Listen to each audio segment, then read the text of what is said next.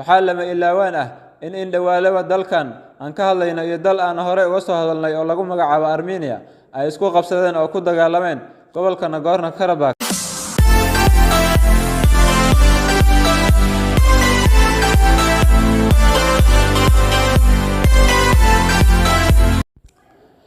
السلام عليكم ورحمة الله وبركاته. رمضان كريم. داودايا شقايا يا قدرنت له dhamaantiin ku soo dhawaada baro caalamka xalqadiisii 10aad. waxaan soo gaarnay wadankii ugu dambeeyay ee magaciisu ka bilowdo xarafka A waana wadanka Azerbaijan oo aan maanta ka hadli doono. aan ugu horeyna calanka dalka Azerbaijan waa calan saddex kalar oo kala duwan oo jiif ah leh sida buluug, gaduud iyo cagaar. wuxuu sidoo kale dhexda ku leeyahay bil iyo xidig. dhammaan kalaradan iyo astaamahan waxay ku fadhiyaan micno mid kastaba oo gooni ah. dhulka Azerbaijan waxay ku taalaa bartamaha gobolka loo yaqaan Caucasus ee qaaradda weyn ee la isku yiraahdo Euro-Asia, taas oo kulmisa wadamada Yurub iyo kuwa Aasiya. wuxuu wadankani daris leeyahay 5 wadan oo kale, waxaana dhanka bari uga beegan badda la dhaho Caspian. dalkan caasimadiisu waxaa lagu magacaabaa Baku, wuxuuna wadankan u qaybsan yahay 9 gobol.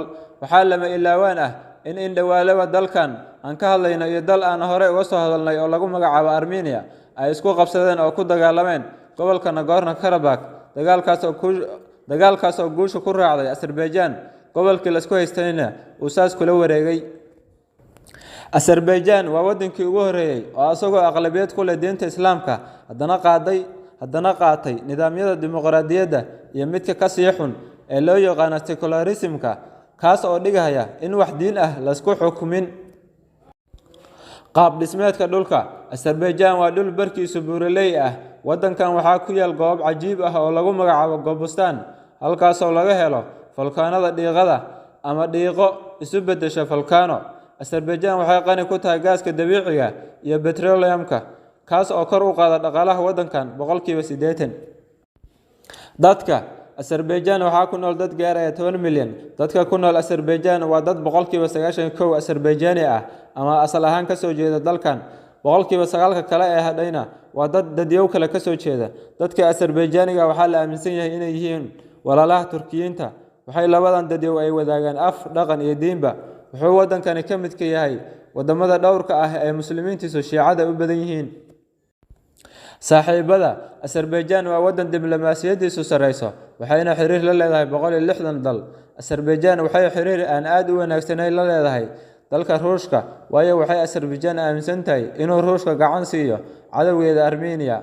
waxay Azerbaijan xiriir fiican la leedahay wadanka Pakistan, balse maadaama ay Azerbaijan xiriiro badan ay leedahay, waxaa la yaab ah inay xiriir dhow la leedahay Yuhuudda Israel. waxayna Azerbaijan iyo Israel kala bedeshaan badeecadaha. si kastaba saaxiibka ugu dhow ee Azerbaijan ay leedahay waa wadanka Turkiga, walow ay ku kala duwan yihiin xagga sunninimada iyo shiicanimada. walaal, haddaad soo gaadhay dhammaadka muuqaalkan ama aad dhammaysatay daawashadiisa, fadlan soo follow garee baro caalamka, lana wadaag asxaabtaada oo share dheh. meelna ha ka aadin baro caalamka. waxaa inoogu xigi doona wadanka Bahrain.